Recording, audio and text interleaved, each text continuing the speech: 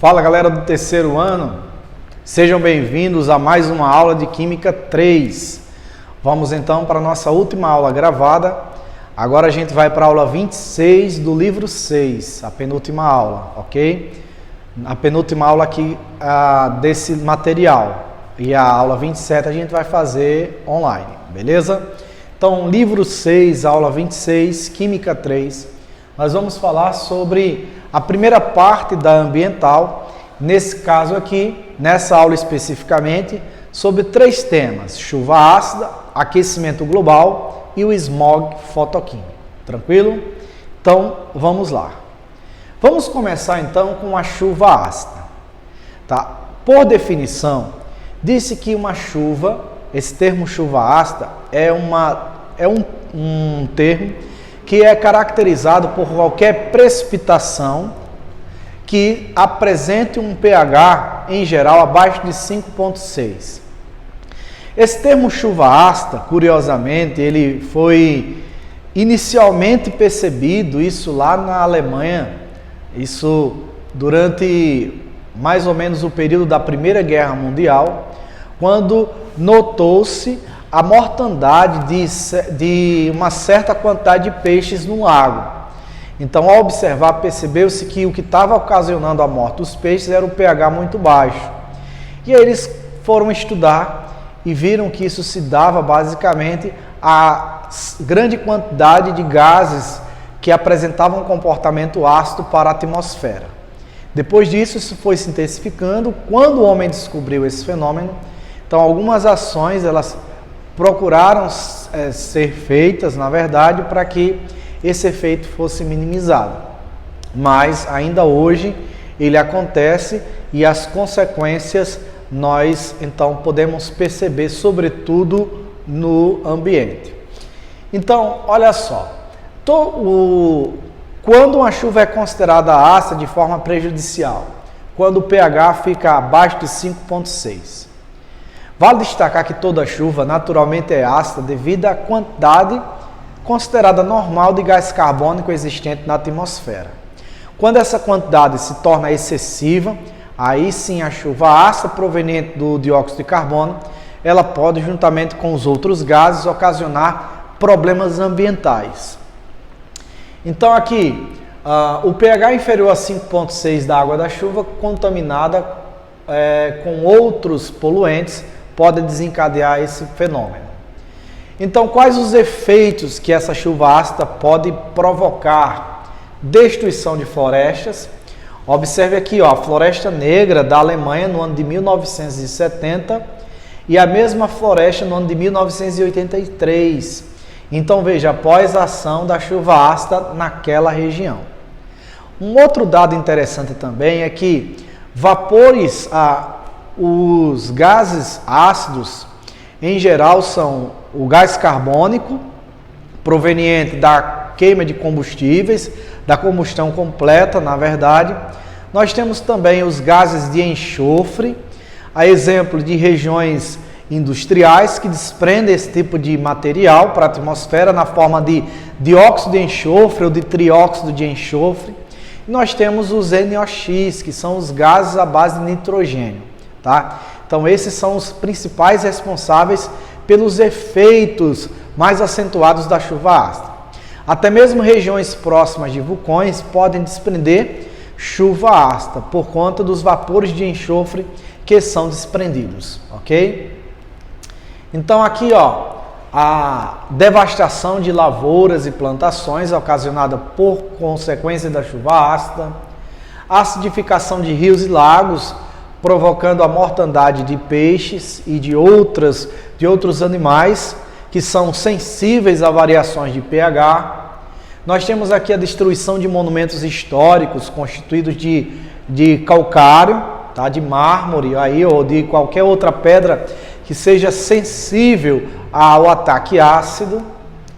Aí então, como se pode evitar? Na verdade, não existe uma resposta pronta para isso, mas algumas ações em conjunto elas podem levar à redução deste fenômeno conhecido como chuva ácida.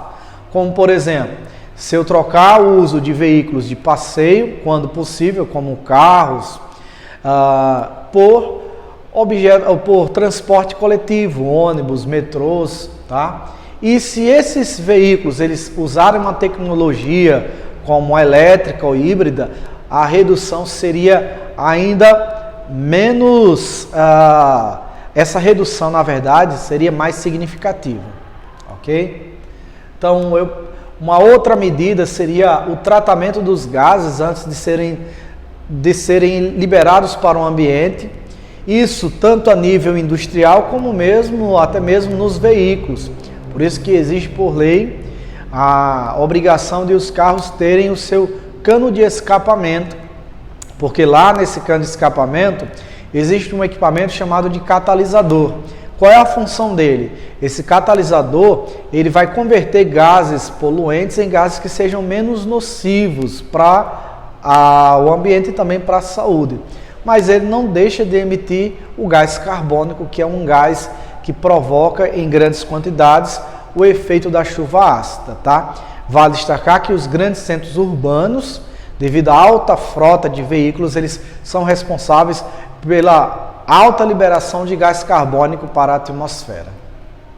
Aí, uma outra coisa também seria usar, como eu falei, o uso regular, vistoriado, ou seja, o material precisa estar em perfeitas condições dentro do prazo de validade, principalmente para os veículos de grande porte.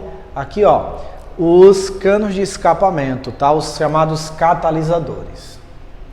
Aí, quais são as reações? Olha, se for a do gás carbônico, que é a que naturalmente acontece, então o gás carbônico reage com vapor de água, com água líquida aqui, e vai gerar uma solução de ácido carbônico, tá? Então esse ácido carbônico pode precipitar na forma de chuva, fazendo, dependendo da concentração, que esse pH então, esse pH ele seja suficiente para ocasionar danos ambientais, e aí dependendo do lugar e do dano, isso pode trazer consequências irreparáveis, pelo menos a médio ou curto prazos. Aqui, os de enxofre, tá? Queima de enxofre. Enxofre vai, ao ser queimado, oxidado, produz o dióxido de enxofre, que novamente, ao ser oxidado, produz o trióxido de enxofre, que ao reagir com o vapor de água gera uma solução de ácido sulfúrico, ou mesmo o dióxido de enxofre, ao reagir com o vapor de água, gera uma solução de ácido sulfuroso, tá?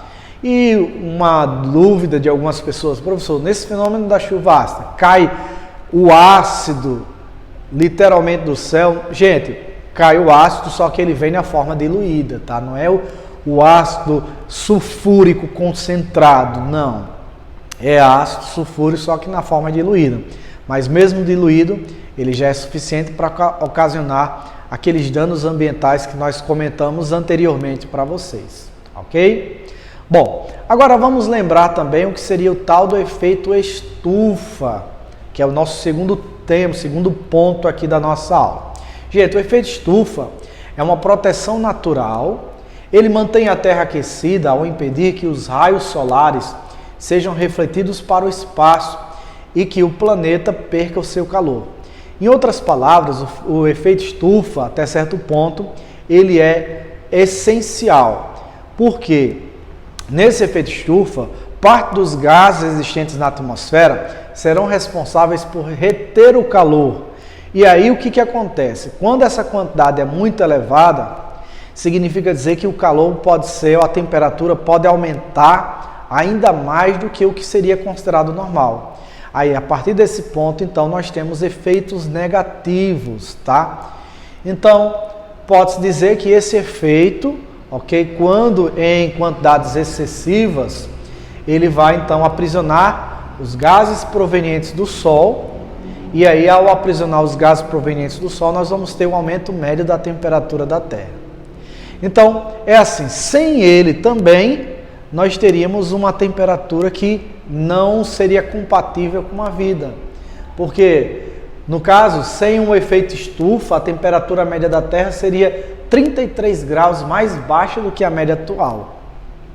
Então é por isso que ele é importante. Agora, o excesso aí de gases poluentes pode fazer com que ele se intensifique. Se ele se intensificar, vai aumentar além do normal, essa temperatura média. E como consequência, nós vamos ter derretimento de geleiras, aumento do nível dos oceanos, aumento da água dos oceanos, enfim, alagação de certos lugares, e uma série de outros problemas de natureza ambiental, tá bom?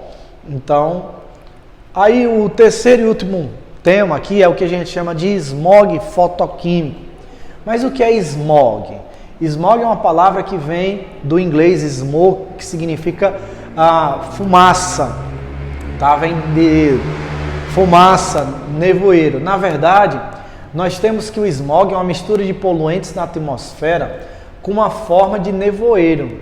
É derivado da emissão de veículos de combustão interna e fumos industriais que reagem na atmosfera com a luz solar.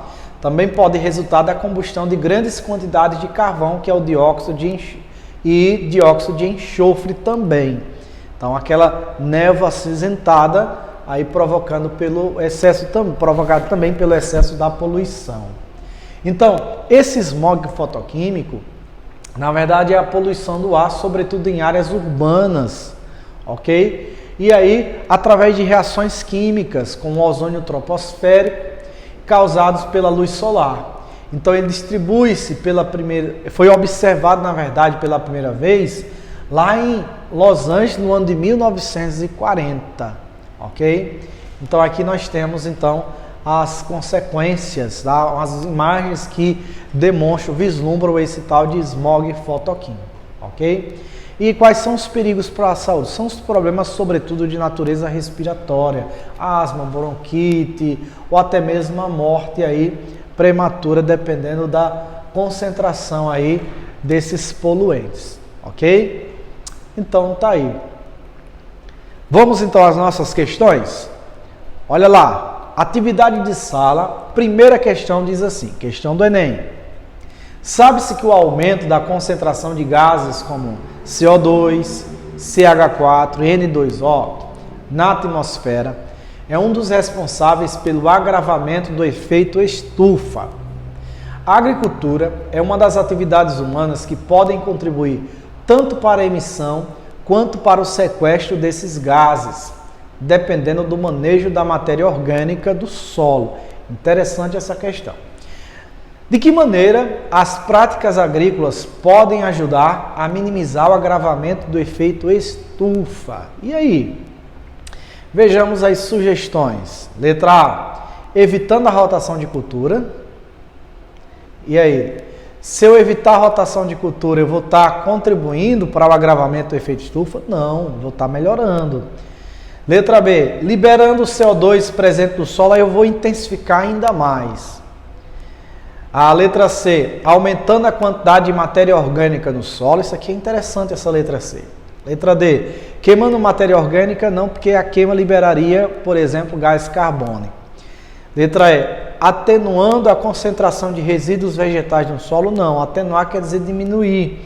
Então, a alternativa correta seria a letra C. Mas o que significa aumentar a quantidade de matéria orgânica? Seria, por exemplo, o aumento de plantio. Então, sabe-se que quando se faz plantação, existe a captura do gás carbônico da atmosfera para que aconteça o processo natural de fotossíntese. Então, esse aumento da quantidade de matéria orgânica seria no aumento de plantação, as lavouras, as culturas de forma geral, tá? Então, elas iriam capturar o gás carbônico e aí sim poderia diminuir essa concentração desses gases na atmosfera. Tá, ok? Então, primeira questão, alternativa correta, letra C. Vamos à segunda questão? Questão 2, também do Enem.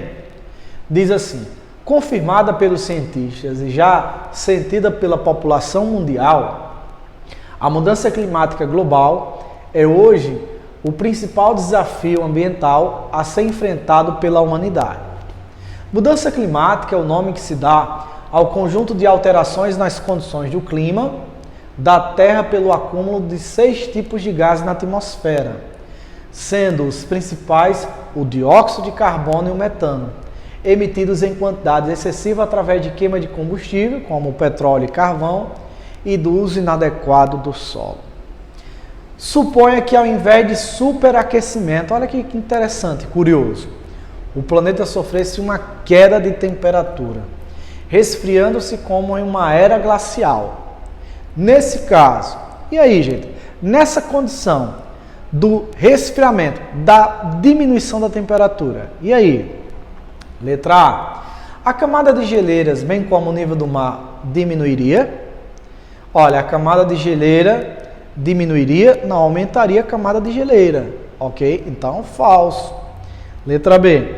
As geleiras aumentariam, acarretando alterações no relevo do continente e no nível do mar? Sim, porque se eu aumento a geleira, eu vou então diminuir o nível dos mares, o nível da água dos mares. Então, tá aí, ó, correto, letra B. A letra C. O equilíbrio do clima no planeta seria estabelecido uma vez que ele está em processo de aquecimento? Não, né? Então, não seria restabelecido. Letra D. A fauna e a flora das regiões próximas ao Círculo Polar Ártico e Antártico nada sofreria com a glaciação, pelo contrário, sofreriam, porque nem todos os animais, assim como nem todos os vegetais, estariam aptos a se adaptarem a essa condição de temperaturas muito baixas. Letra E. Os centros urbanos permaneceriam os mesmos, sem prejuízo à população humana e ao seu desenvolvimento, claro que mudaria consideravelmente, ok? Então, segunda questão, alternativa correta, a letra B. Vamos à terceira. As cidades industriais produzem grandes proporções de gases como CO2, o principal gás causador do efeito estufa. Isso ocorre por causa da quantidade de combustíveis fósseis queimados principalmente no transporte, mas também em caldeiras industriais. Além disso, nessas cidades concentram-se as maiores áreas como solos asfaltados e concretados, o que aumenta a retenção de calor, formando o que se conhece por ilhas de calor.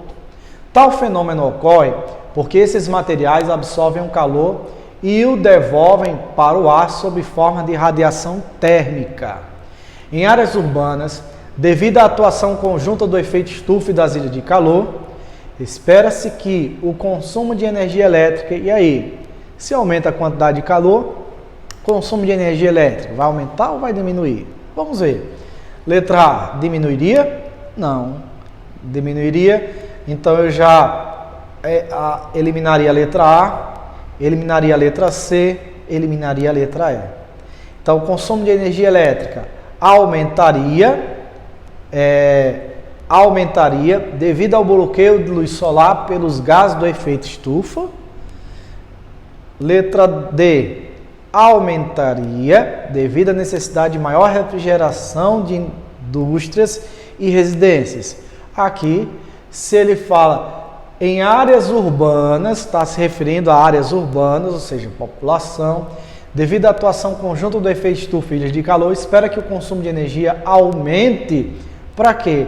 Para a maior necessidade de refrigeração, tanto em indústrias quanto em residências. Então, a alternativa correta, letra D.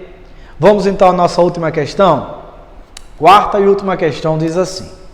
Nós temos também uma questão do Enem, que diz: a atmosfera terrestre é composta pelos gases nitrogênio e oxigênio, que somam cerca de 99%. E por gases traço, a expressão traço quer dizer em quantidades pequenas, tá?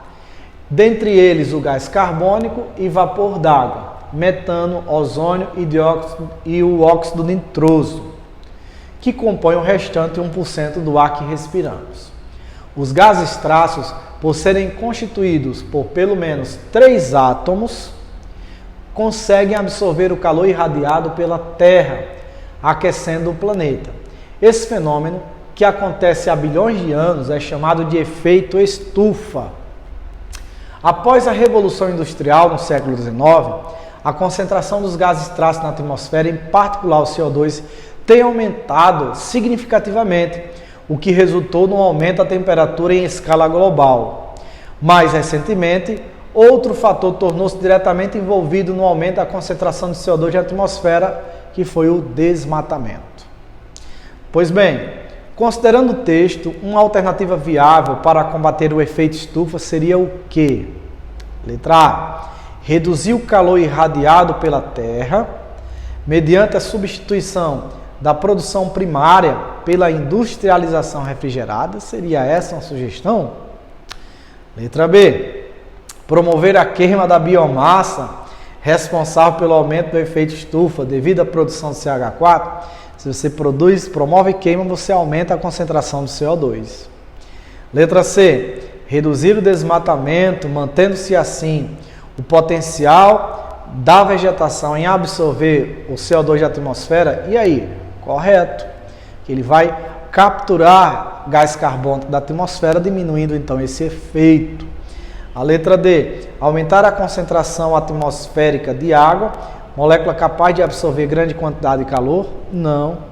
Letra E. Remover moléculas orgânicas polares da atmosfera, diminuindo a capacidade delas de liberar calor, de reter calor. Gente, seria remover moléculas orgânicas apolares, como o gás carbônico, que é apolar. Ok? Então tá aí, ó, quarta e última questão, alternativa correta, letra C. Beleza? Então aí a gente encerra aqui a nossa aula de número 26 e até o nosso próximo encontro. Tchau, tchau.